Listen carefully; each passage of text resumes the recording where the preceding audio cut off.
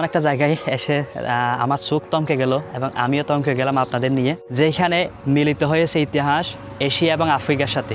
আপনারা জানেন British east India company একইভাবে এই পূর্ব আফ্রিকা মহাদেশ যখন ব্রিটিশ উপনিবেশিকদের দখলে ছিল, এই যে মোম্বাসা থেকে কিসুমু, যেটা কিনা আজকে উগান্ডার অনেকটা কাছাকাছি, লেক ভিক্টোরিয়া পর্যন্ত প্রায় 986 কিলোমিটারের একটা দৈর্ঘ্য রেল লাইন নির্মাণের উদ্যোগ নেয় এই ব্রিটিশ ইস্ট আফ্রিকা কোম্পানি। তাদের অনেক বেশি পরিমাণে শ্রমিক প্রয়োজন হচ্ছিল। এখানে যে স্থানীয় শ্রমিকরা ছিল তাদের প্রতি ব্রিটিশদের বিশ্বাস ছিল না, মনে করতো তারা অলস, কাজ করে না, তেমন বেশি কর্মঠ না। সেই কারণে ব্রিটিশ ইস্ট ইন্ডিয়া কোম্পানি থেকে প্রায় 32,000 শ্রমিক আনে, যারা কিনা ভারতীয় উপমহাদেশীয়। 32,000 শ্রমিক আনে রেল লাইন নির্মাণের জন্য। ওই 32,000-এর মধ্যে 2-3,000 শ্রমিক হয়তো বা মারা যায় দুর্ঘটনা বা এরকম কিছু, বা 4-5,000-এরও বেশিও মারা যেতে পারে।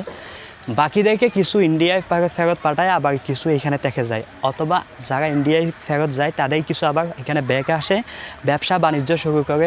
এখানে অনেক অপরচুনিটি তারা ওই রেল লাইন নির্মাণকালে দেখে, অ্যান্ড ওই অপরচুনিটিগুলো এক্সপ্লোর করার জন্য এখানে আবার ফিরে আসে। ওই 32,000-এর মধ্যে বেশিরভাগ শ্রমিক ছিল গুজরাটি এবং পাঞ্জাবি। সেই কারণে পূর্ব আফ্রিকা মহাদেশের প্রায় যেখানে যাবেন ইন্ডিয়ান যদি দেখেন, তাদের 95% থাকে গুজরাটি বা পাঞ্জাবি। আমি যেই জায়গাটার সামনে দাঁড়িয়ে আছি, এটা ইতিহাসের একটা বাস্তব লাইন। কীভাবে জানেন? সেই যে 134 বছর আগে তাদেরকে নিয়ে আসছিল মেনলি এই যে বন্দর, এই বন্দর দিয়ে বা জাহাজে করে নিয়ে আসে আর কি।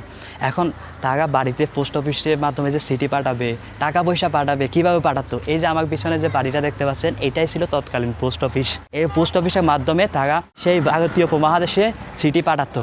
এই পোস্ট অফিস থেকেই তারা টাকা পাঠাতো, ওই যে বেতনের যে টাকা, সেই টাকাটা পাঠাতো। সেই পোস্ট অফিস এখনও পর্যন্ত ঠাই দাঁড়িয়ে আছে এখানে, আজ থেকে প্রায় 150 বছর পুরনো পোস্ট অফিস।